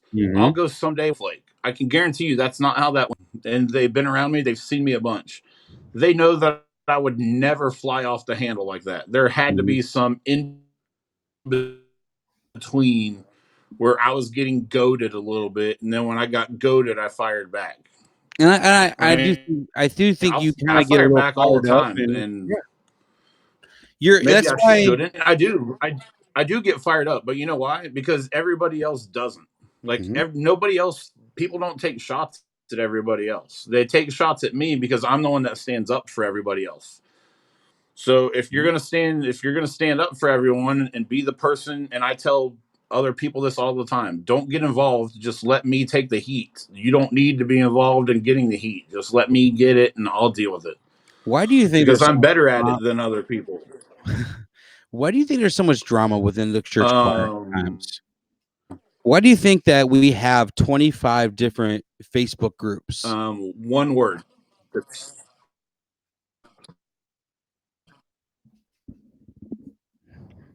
It's there are two words: jealousy and power. Okay. People think because they have a Facebook group they have power, and you actually have zero power. Double down whatever page that you're on. You have no power just because you run a Facebook page. Like it does not. You have zero power over anybody's life. Well, exactly. And jealousy. People like to run their mouths because they get jealous, and people are jealous that I, along with a bunch of other people, go to a lot of shows and they can't go. And then when they can't go, the problem isn't. Well, it's not that they can't. They don't look in the mirror. It's that they can't go, but they have their life. A lot of people don't know Chris Johnson and what you do for a living. Chris Johnson is a over the road truck driver, and he has been for years. This week is Thanksgiving week, and Chris Johnson is spending it on the road, delivering packages and freight for people that are going to be at home with their families. He's going to be on the road in a truck. All Chris Johnson knows is truck stops, a cab of a truck, and Eric Church concerts. Is that correct? Pretty much. I mean, honestly, I don't know the last time you've been home. But yeah. I mean, when's the last time you've been home? I think I was home like 3 weeks ago for like 6 hours, long enough to wash clothes, make food, and then leave. So 6 hours to see your family. So you guys gotta know. or gotta get in Chris Johnson's head at times. I mean, when we're at home with all of our family, this guy's still busting his butt over the road. He gets to go to so many church shows because he designs his schedule, his work schedule, his freight schedule, his pickups, his drop-offs around a church tour. And that's phenomenal. That's amazing. That's brilliant, dude. Because if I could do it, I'd be right there with you. Yeah, and it's not just me. Like, it's a lot of people. Like Frazee, like he design when the beginning of the year comes, he maps out all of Eric's shows, and then he fits all his vacation around the shows. Taylor and Mitch do the same thing. Nina and Jason do the same thing. And everybody works time with their kids. Like, they try to figure everything out. We go to a bunch of shows. And the biggest thing that people should take away from it is we sacrifice a lot to make it happen. Like, just because you can't go and you don't want to sacrifice what we're willing to sacrifice doesn't mean like we need to not go to as many shows. What it means is you need to go to a better show. You need to go to more shows and figure out a way to do it. There's some people out there that if you can't afford to go to more shows, then you need to get a better job so you can make more money to go to more shows. Not we should have to go to less because you can't go to more. Like, it's not a hard concept, I don't think. Cheney, I'm laughing at the chat, left and right. And I'll be honest with a lot of people. A lot of people know about a year ago, well, it'll be a year in December, I lost my job. And for the first 6 months, I was good. I was able to go to a lot of shows, and I trickled off kind of at the end because simply we just ran out of money. And it's been great to be home with the kids and Jillian and everybody. But I miss y'all, man. I miss Sacramento. I miss Washington. I wish I was out there in DC with you guys. And it stinks that I wasn't able, but it was my own fault because I could have went back to work and had money, but I decided to kind of take the time and find the right position for me and what I'm studying for. And by doing that, I risked not going to a lot of shows at the end of the tour, which stinks. And I know people are in the same kind of boat. And there's some people that can't afford 20 shows a tour or 10 cities, or maybe some people just got to see Friday Night in Chicago or something like that. And do you think that there should be a popularity contest within the choir at all? Do you think that does it matter if someone's seen one show or 150 shows at all? Does that make them a different fan in any way? Do you, in your eyes? I know you're holding your head down. What do you think makes you a fan of Eric Church? And you know where I'm going with it. What do you think? Do you think, like, a lot of people will put yourself and a lot of us on pedestals, and I know we don't want that. We just go for the love of music. And do you think that that's another reason why a lot of this drama will start over things like this? Yes, I think there's probably a popularity contest that none of us want to be a part of. It's like when you're in school, like you have the one person that gets around and they're popular, like de facto popular, but not for the good reasons. Like, it's kind of the same thing. Like, we're popular, but not because we chose it. Like, the last thing like any of us want is like attention. Like, I have so much more going on in my life than going to Eric Church concerts. Like, this, I mean, so many different things I have going on. Like, we all do. Everybody has kids. Like, everyone has families. Like, Eric Church is just part of the story. And some people treat us like it's like there's some popularity that comes along with us, and it's not why any of us do it. Like, I know for a fact, Taylor hates it. But she loves meeting everybody. I don't really like meeting everybody, but she loves meeting everyone. She loves saying hi to everybody, loves taking pictures with everyone. I hate taking pictures. I hate it with all my being, but I do it because Sue loves getting a selfie every time I see her. Like, those are things that we just do. And it's a popularity that none of us asked for. Let's put it that way. We didn't ask for any of it. And I love knowing everybody. I love meeting everybody all around the country. Like a lot of people don't get to do what we do, so it's really cool. I don't Yeah. take it for granted. But at But the it's cool because same you time, will like, post live videos. You share your moments. And for me, I think it's really cool for people to be able. I mean, one of the coolest things that Chris Johnson has ever done, and I'll say this right now: the Old Friends page. Every time Eric takes the stage, you go and shut down the Old Friends page, and it's showtime. And you make sure the only thing that's posted on that page while he's on stage is live videos, and it's amazing that you would do that. And it's cool that we could approve posts, but you make sure it's showtime, nothing else for until he's off stage. And it's cool because you have always made the music important, I think. And I think people have in the past got on your bad side just because maybe they rubbed you the wrong way. And I have the mentality to love everybody. You have the mentality where you piss me off, screw you. And that's not a bad thing, though. Is it? Do you think that's a bad thing? no, I never think it's a bad thing where if somebody smacks you, you get to smack them back. Like that's Yep. the most satisfying thing in the world is when you're going to cause a problem, you get to have a problem caused back to you. Like Yep. that's not how life doesn't work by you just doing something and then letting everybody else feel the repercussions while you get to smile and walk away. Especially in my world. You want to try that in my world, you're sadly mistaken. It's not going to end well for you. So, but yeah, I do the shows. Like I try to give everybody a glimpse of the show. And this weekend I didn't do a good job of it. Like on Well, Saturday night, I think I went live one time because I honestly just wanted to take in the final night of the tour, mostly just for me. Like I wanted it to be able to walk away with and be able to remember. Like most of the shows, you go to so many, you don't remember a lot of it.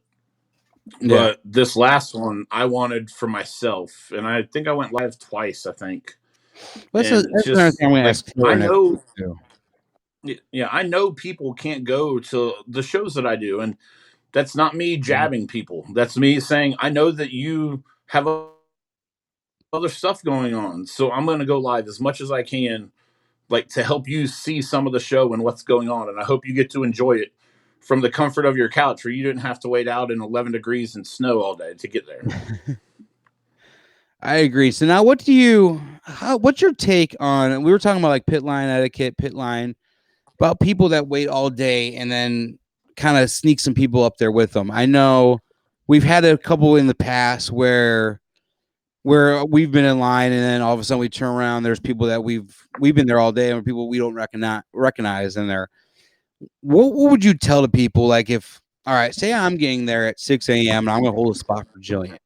What would you say? What would you want me to do? You want me to tell you right away, put a chair out? What do you think is proper for people to kind of claim their space in a pit line? I think it's kind of proper that it's you plus one and kind of make it known. Like everybody doesn't have to know, but the people around you. Mm-hmm. And normally the people all around us, we're always good friends. We're always talking. I I mean, mean, we need it. you can't hold a spot and then yeah, I mean, and that's part of the whole pit etiquette is just being friendly to everyone around you as well.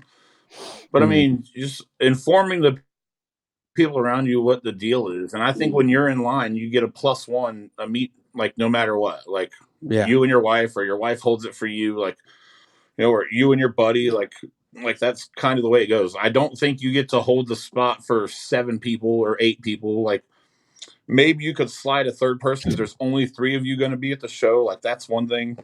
But I mean, and I've been on, like our group has been on the side of, well, we only had 5 people in line, but now there's 18 people up front. And we've been on the side Mhm. where that's happened. And I apologize for that. But also when we go in, let's also not get it confused. We don't line all 18 of our people, all across the front of the stage.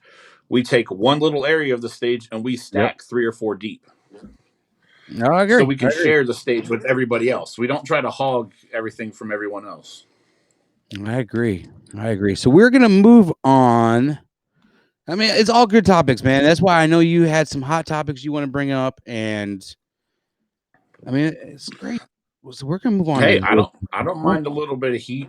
I'm comfortable when it's a little dicey. And that's why I wanted you on the show, man, because I want people really to know what was going on and who you were, man. And just everything else. Yeah, I mean, I'm a good person. I try to be, or at least most of my friends think I am. Dude, you're phenomenal. We try to be pretty good. Yes, Taylor, that was the Jinx picture where we were, whatever that place was. We were watching the show on the volleyball court or whatever. It looked like there was like a private pit in front of the regular pit for that one. Yeah, there was like a super VIP. Yeah. It was all pit, and then there was a super VIP in front of it. Summerfest in Milwaukee used to do that a lot. Like you'd get there, it'd be like pit. You'd wait out all day, then like you get there and there's like a different VIP in front of you. You're like, you gotta be kidding me. Yeah, there's a super VIP of a bunch of people that don't know any of the music. Exactly. I got a lot of that when I went to the Kitmore Dive Bar tour. That's exactly how it was. Kip is so good. I love that dude. I'm hoping we get into him in a little bit. I mean, we're cutting close. We only got 5 minutes left, but I mean, we knew we were gonna go over. Have we really went an hour and a half already? Dude, I'm telling you, I knew it was gonna happen. I think I'm like 4 topics in the 15 I wanted to talk about. Like we're gonna skip right over the ditch pigs and everything. So we're gonna go and let's talk about the Double Down Tour poster rankings. So all tour long, some people looked up to you with your rankings, and you had them all tour. So we're gonna go with your honorable mention, and that was Birmingham. And some people hate me too. I think Greg Spencer hates that I've voiced my opinions on these because I just kind of say my opinion is, and this is what it is. Yeah, my honorable mention was Birmingham. Like I love this one, but I also love the black one too. There's a black and gray, a grayscale one. Yeah. That was really nice. It took me back to Blood, Sweat, and Beers tour and to Outsiders tour, where it was individual posters that kind of had a theme, and they kind of worked together, and it was real simple. It's something you can put in your house anywhere. Like it's real cool. It's like kind of nostalgic to kick it back a little bit with those. That was a good one. So let's see your number 5. Let me look at here. Make sure I get the right order. I was gonna put numbers on these earlier, but I just ran out of time today. That's all right. And now I poured a drink. I got water in my hands. My mouse pad doesn't work. I need to get a mouse for this thing. This pad is terrible.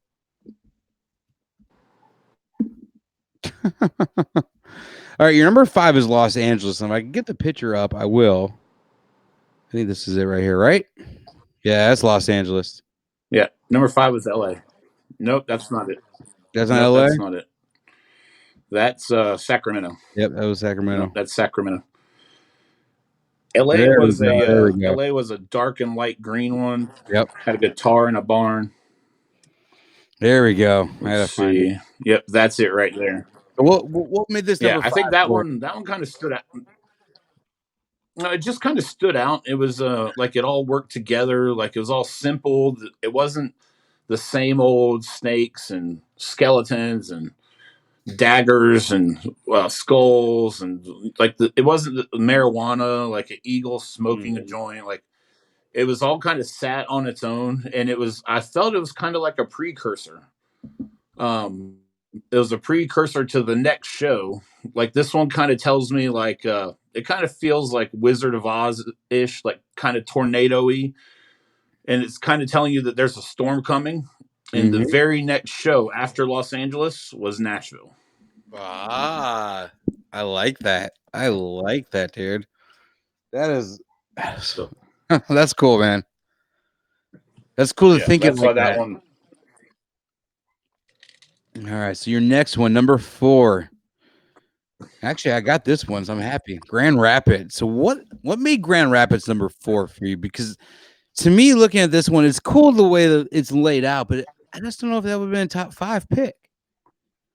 Because I think it's different than everything else, and the concept of it was great. Like it was different than the normal stuff. Like there's an actual story going on to the picture. Like the train car is on fire and there's a guy climbing out of it trying to rob it. And there's another guy right up next to it that's either coming to save or is trying to get away to what's happening to the train car. Like I love the whole story of what's going on there. Mm-hmm. Oh, that's cool. Kind of And it's reminds me of Grand and it's Grand Creeping too. Rapids. It's kind of the Midwest. Like that's really like what's that? I was laughing at Taylor right now. Well, That's why our diarrhea comment was on. I'm just laughing at your guys' comments over here. You guys are having me rolling over here. But no, yeah, Grand Rapids kind of reminded me of the Creeping video a little bit. I mean, it's a good poster. So number 3, I already kind of teased it a little bit. Sacramento. That was a Mazda print, right? I don't know who it was. It just it felt real. It felt real final. Like it was the last show of the tour. Like when you look at the art, the detail is all there. The posters match up with each other, and like Mm-hmm. it just gives you a feeling of we're at the end. Like the animals are skeletons as well. Like it just feels like they're dead. Like the show is over. Everything's done. We got nothing left. Beat down, left it all on stage. Yeah, that's So kind of the vibe that one has for me. your top 2, man. I gotta tell you, your top 2, you nailed them on the head. Number 2, definitely Nashville. I mean, it was. I wish there was a third print. I mean, it would have been nice, even though there was only one show. But I think a third print could really kind of, because it looks like you got Broadway, you got the stadium. I think you need like a 16th Avenue or Music Row print, and like just where Yeah, you have the one like thing.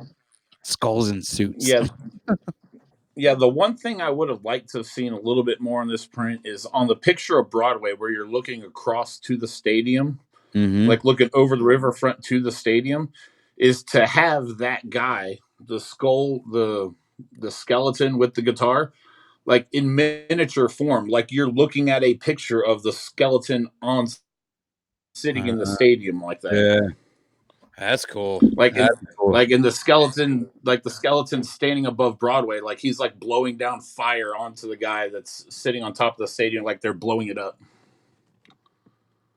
Yeah, that'd be cool. That is definitely one of my favorites too. I love that one. So you're number 1, man. You want to go ahead and No, tell her you're everybody number knows it. 1? Everyone knows it. It's not even close. It's that's I one didn't go to this. that's This is the one I wanted, and I never got them. But the foils, dude. that thing is fire. It's insane.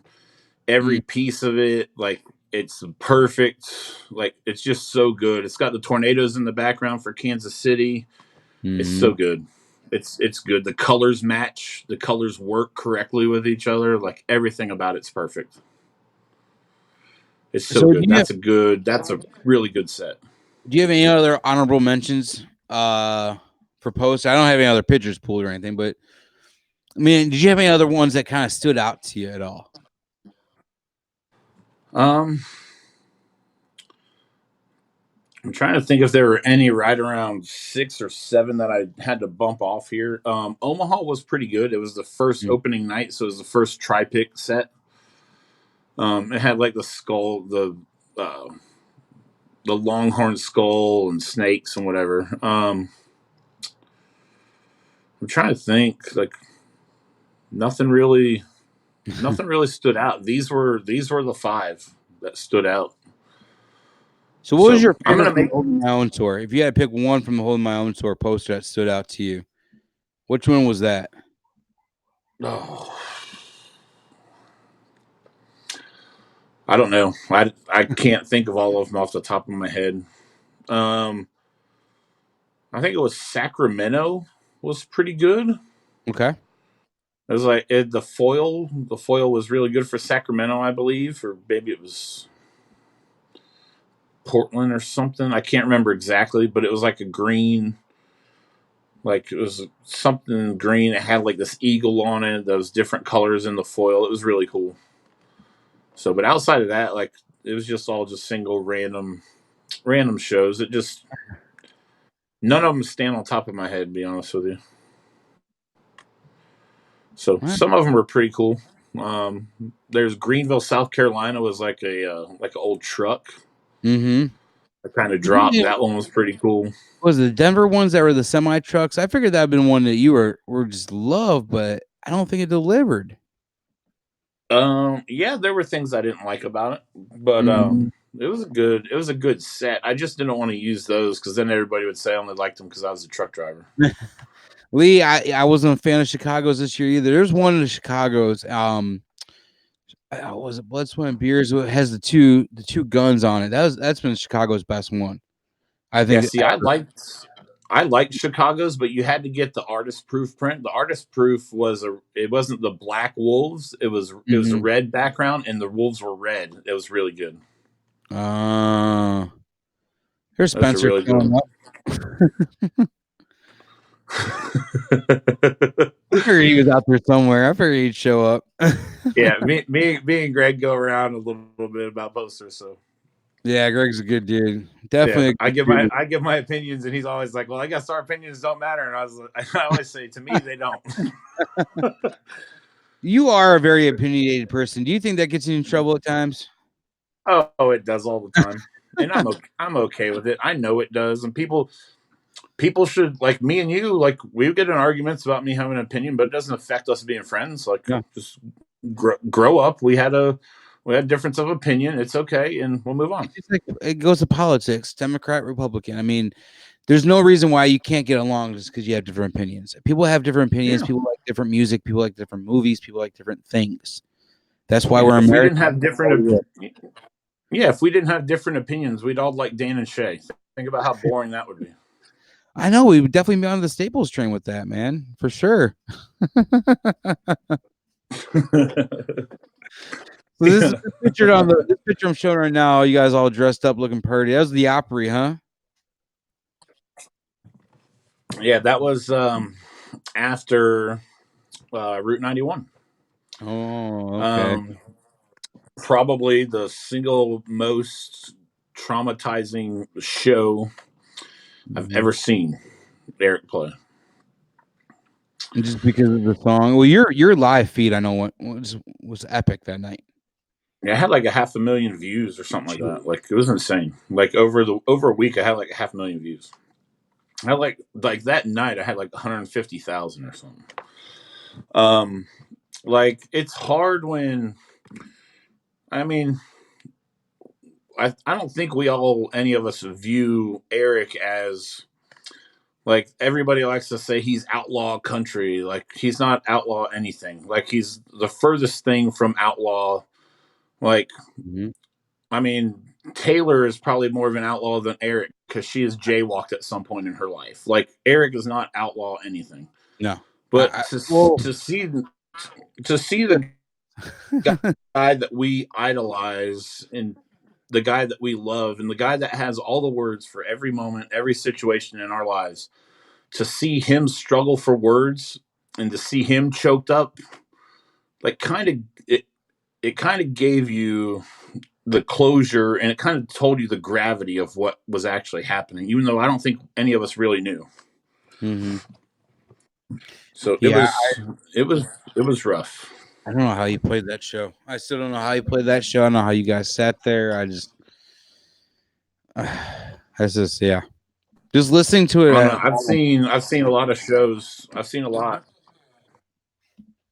Yeah, go ahead and make a note of it because Taylor will be on next week. But I've seen a lot of shows play at the Grand Ole Opry, and I've never seen it two ways as I saw it that night. I've never seen it that quiet, and I've never seen it that loud. Those are two things that I took away from that show that I've never seen before. It was the quietest it's ever been. Like, you could hear people sniffling from the upper deck from downstairs. Like, that's how quiet it was. And then when it was time to cheer, it was the loudest cheers there ever were. Like, and he says, like, during the, what was it? Stand Their Ground or whatever. Yeah. He says in there that we're going to heal ourselves with the songs we sing. Like, and I think that night really was healing for all of us. And the worst part wasn't until we all got, like, outside after the show. Like, we literally all stood around and cried and hugged each other and loved on each other. Like, and there's a bigger group than that. There was Chris Geist was there, Rosie was there, Candace was there. There was Matt Hardy's in that picture.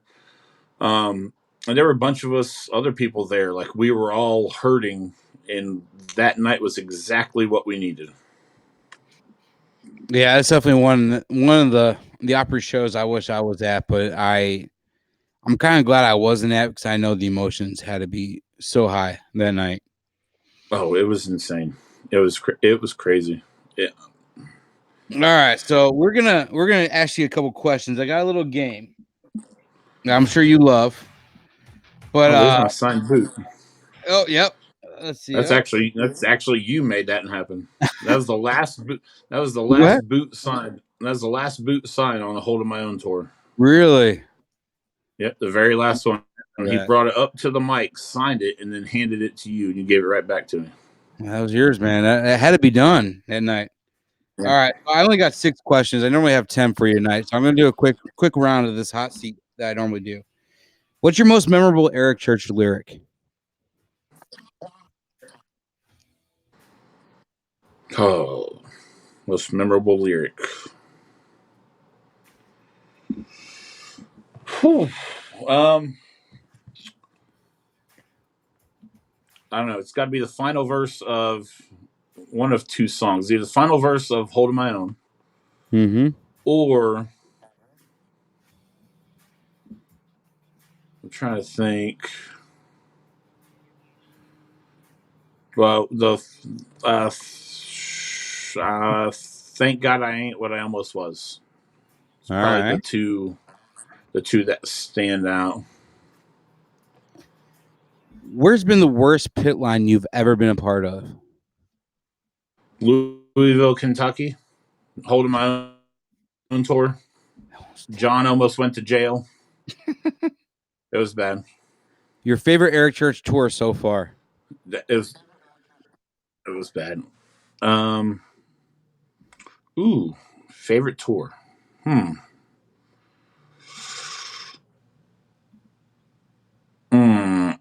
I think it's Doubled Down, but I only think it's because in with the group that I'm in with now than I was at the beginning of Hold of My Own. If I was closer with everybody at Hold of My Own, it definitely would have been Hold of My Own. What was the most prized possession poster you own? The one poster you'll never get rid of because it means so much to you. Red Rocks 3-piece framed. Although I do have an Opry coming, the Eric Church Opry stained glass coming. Nice. So if you got to go to a private Eric Church show on an island and you only take 4 choir members with you, what 4 are you taking? Oh, you're trying to start a war, aren't you? All right, we'll skip that one. No, let me go here. All right. Let's go. I'll take Frazee. You gotta take Frazee. I'll take Frazee.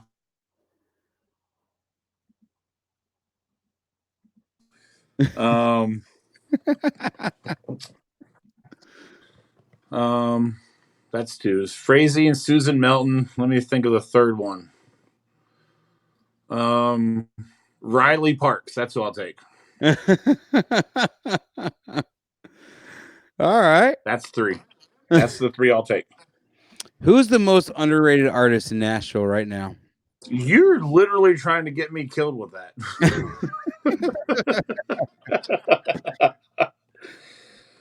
Yeah. Frazee, Sonny's mom, and Brad and Aubrey's new baby. Those are the 3 people I'm taking. All right. So who's the most underrated Nashville artist, or most underrated artist at all in your eyes? Most underrated? Mm-hmm. It could be a few people. The most underrated, I don't know. Jinx is really underrated.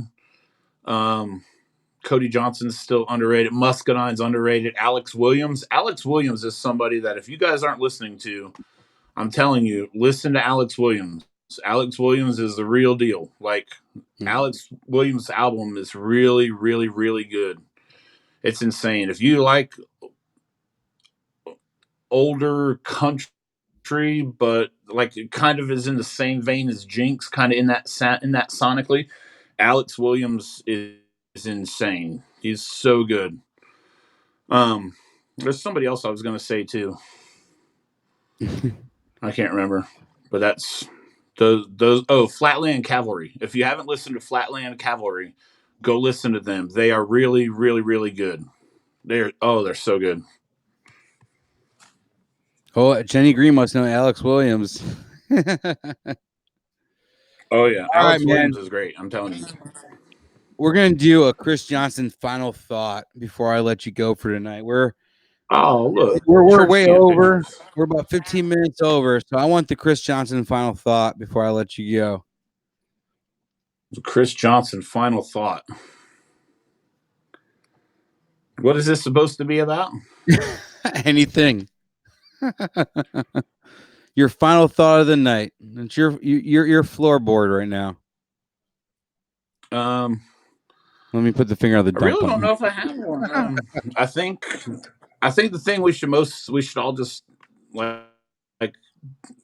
we should all just embrace what we have here. Like, we have a lot of people that are complete strangers that we're all really good friends with, that we all call family now. Like, and I'm sure my group is right there. You know, we did a church camp thing, like just all of us kind of together. We went away from the concerts. It was no music. It was just us getting to know each other more as people than as people that are standing in a pit line. And there are different groups of those all around the country. Like, take inventory of those relationships you have with those people.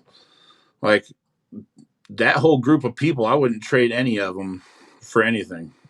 Mm-hmm. Well, maybe Keith when he falls asleep all the time at Denny's, but besides that, everybody else, I'll keep all of them. We have such good relationships, like all of us, with everybody else. Like, drama being in the pit line, or drama being wanting to be in the front, or go to too many shows, or not go to enough shows. Like, you have a whole bunch of people that love you and want to be in your life, like want to care about you, that you share something you love with. Like, take advantage of those things. Like, the church choir has given us all a big family. Mm-hmm. Like, I mean, it's given us a lot of life. I mean, Brad and Aubrey just had their baby. Like, they met at an Eric Church show. And if it wasn't for Eric Church, there would not be this baby. Like, that goes to show you, like, the impacts like Eric has on people. Guys. Was this their first child? Yes, the two of them, yes. Cheers and good luck. But it's just those.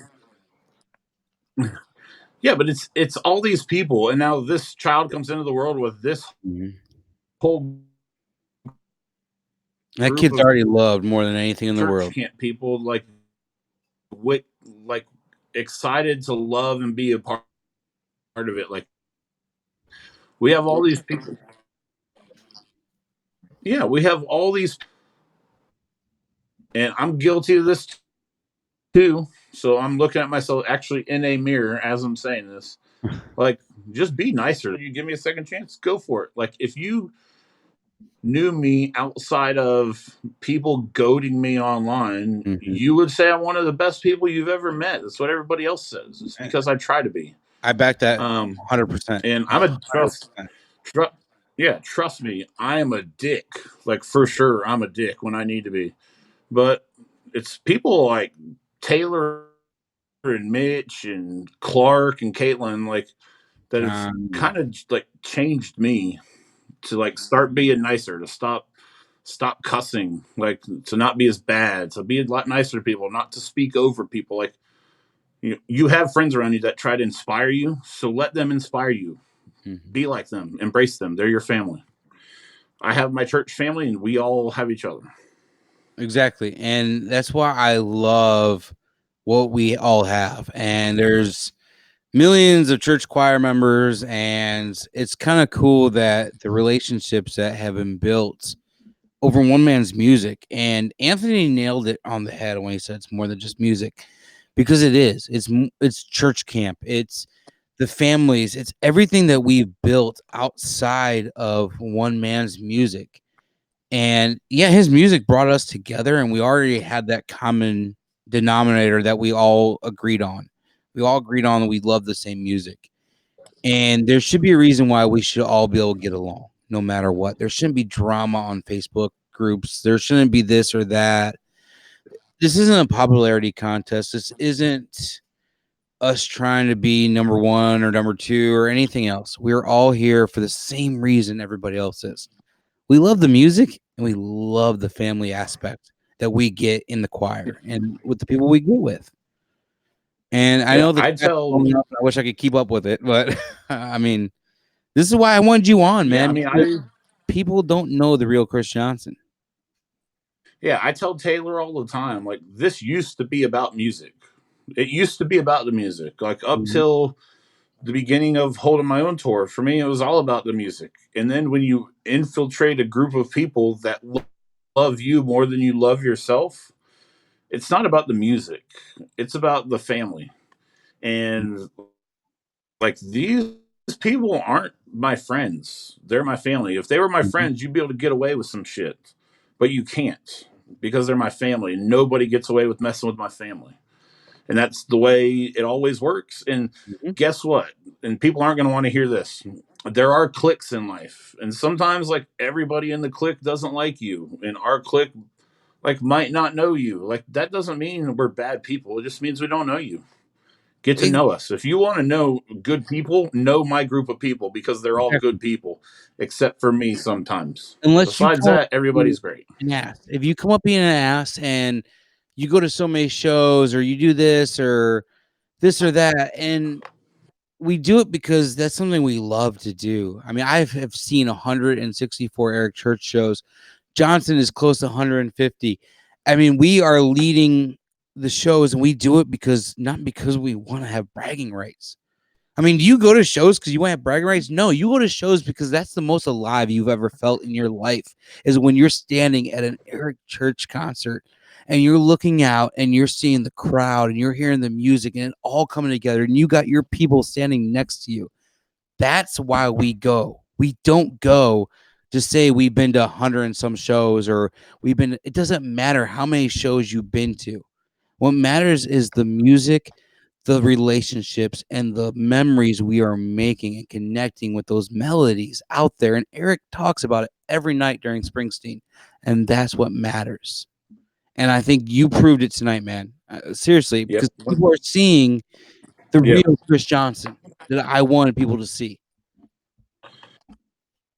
Yeah, when we're at shows, and I was at, and one moment comes to mind when I'm at St. Louis and I'm standing there, and it's me and Heather Melton and it's Angela Sharp, and we're just sitting there watching, and Eric's playing Hometown, and then during Hometown we turn around and we're just looking at the crowd, like, there's a big smile on our face because it's us in the very front, all the way to the guy that's in the very middle of the stadium, at the very back, at the very top row, standing on their feet, enjoying that moment. Enjoy those moments, man. Those moments matter. It doesn't seem like those little things matter. They do. When it's holding my own and we're swaying arm in arm in the front and I'm doing nothing but crying on the back of Taylor's head, it's those moments that matter to me. Like Springsteen, those moments matter. Those I've loved, they matter. When it's Kara, and you're sitting next to Kara, and he's singing a man who's going to die young. Yeah. Yeah. Like, yeah, all those moments matter. Make them matter. And if what I'm doing is making your moments at a show not matter, then I'm sorry. But make them matter with the people that matter to you. Yep. Because my moments matter to all my people, and they all know that they do. And some people only get to one show. Some people only get to so many shows. But when you get to that show, make it matter no matter what. I mean, that's your moment that you're living. That's what you're hanging on to. Like Eric said, that's your moment frozen in time. Those shows that's why he's creating this. And that's why he's our entertainer of the year. So, yeah, let your emotion go. Just let it go. John, me and John, John. Me and John have no problem crying on each other. Like, let your emotion go. Brad Parks loves crying. No problem crying when he hugs me. Go for it. That's what it's I for. get emotional Enjoy your moment. sometimes. What would you say to the person that's looking at you that might have only been to one show and you're over here a bawling mess? And this person is looking across the aisle and they see this big burly man with this big beard with tears in his eyes and they don't understand it. What would you say to that person? Let me come tell you a story. And then I would tell them how I overcame drug and alcohol addiction. How what I almost was the very first song that I heard from Eric. And I didn't want my family to remember me for what I was. And now that's what I almost was. I almost was a statistic of drugs and alcohol. And now I still drink Jack, but I have it under control and I don't do drugs anymore. I have all of this because Eric Church's music. If it wasn't for his guy named Chris Johnson that existed, but I have all of it because of this. That's why it matters. And I have no problem crying. Zero problem. Neither do I, man. I think if it makes you feel tough to think that you're tougher than me because you don't cry and I do, well then real men. There's a Brantley Gilbert song that says "Let's take it outside." Like I can do that too. We don't have pussies in the Hall of Fame, and real men cry. Yeah. There's no pussies in the Hall of Fame. Well, Chris, CJ, man, it's been just like Strawberry too. He's the world's biggest crier when he sees you at a show. You want to talk about a dude that cares about everybody and loves Eric Church's music? Strawberry, man. There's no bigger fan than him. Like, he is the dude. He's the real dude. 2020, I'm gonna have him. Like, he agreed. There he is, right there. My choir. Like, he's Strawberry. And the one thing is, I know back when all the Hold of My Own stuff was the real dude. Mentioned Strawberry. No one really believed there was a man named Strawberry, but there he is, brother. So yeah, he's Johnson, thank you so much. Hey, do you have that shooter bottle by you, any chance?